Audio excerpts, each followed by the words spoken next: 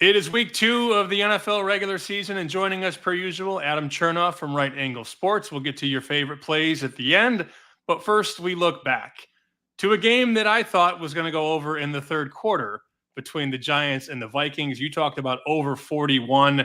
Wasn't it 28-6 early in the third quarter?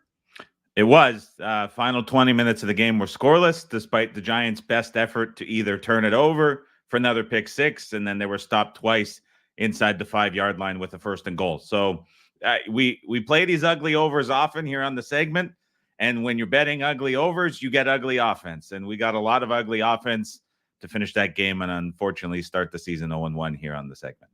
Still a good bet, just a bad result. I don't think it's a bad bet for people talking smack. They could shove it. That's a good bet. It's 28-6 early in the third. No, to be fair, we got what we wanted from Darnold. I think he exceeded expectations, but the Dayball and Jones angle and what I thought would bring to the offense couldn't have been more dead wrong. So give and take, and would have felt a little fortunate to get over with how bad the Giants played, but like score-wise, I'm with you. That was a little frustrating. Let me ask you about this game, which I will definitely be a part of. That is 285 and 286. Cincinnati and Kansas City. Look ahead in the summer is basically KC minus 3.5. Obviously, Chiefs win Thursday night. Chiefs cover barely by an inch, maybe, on Isaiah Likely's foot. And the Bengals lose as an 8-point favorite. So naturally, there's going to be some overreaction in the market. This hit 6 all across Vegas. Once it hit 6, it came back. So we're seeing like 5.5, a couple 5s. I like Cincy. Just curious where you are on Bengals and Chiefs and what your numbers say, I guess.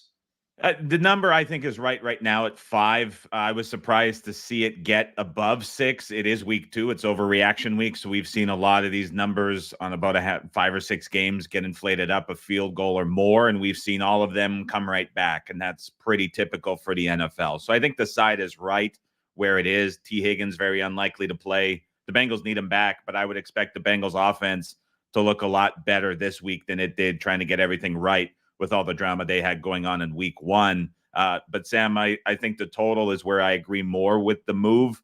This was a total that was lined at the same price as what the Chiefs closed versus the Ravens. And I don't put this Bengals defense, which is really weak up front and has questions in the secondary, in the same class as Baltimore. I was pretty surprised to see this priced at that same mark. And so that was what surprised me most from this. And I would argue that maybe still we might see some more over money come into the market between now and kick. As we turn the corner here and head for the weekend, what do you like? What do you love? What's on the board? So I want to keep the segment consistent and give out something that is on a game aside or a total, but I've got a bonus teaser. I didn't want to come in here and just lob up a teaser because I know the availability nowadays is kind of different for everybody watching. So I'll give out 2, Sam, if that's okay. Can we do that? Of course.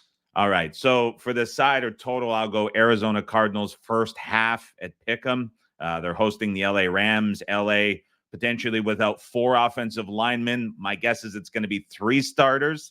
We'll see the injury report on Friday and how that shakes down. I think LA, coming off the overtime loss at Detroit, is in a bit of a tough spot to get back up. They obviously lose Puka Nacua. It's just asking them a lot to get going early in this game against a Cardinals team that matches up against the Rams' weaknesses in a very similar way to what the Detroit Lions did. So I like the Cardinals in their home opener here to look pretty good, especially early on. So I'll go Cardinals first half.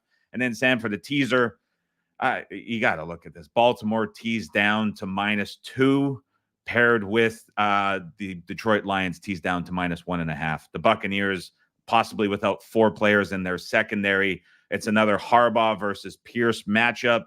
I think this Harbaugh and this Ravens team can do exactly what the Chargers did, but a lot better. So Ravens -2 with the Lions -1.5, I think is a great teaser this week.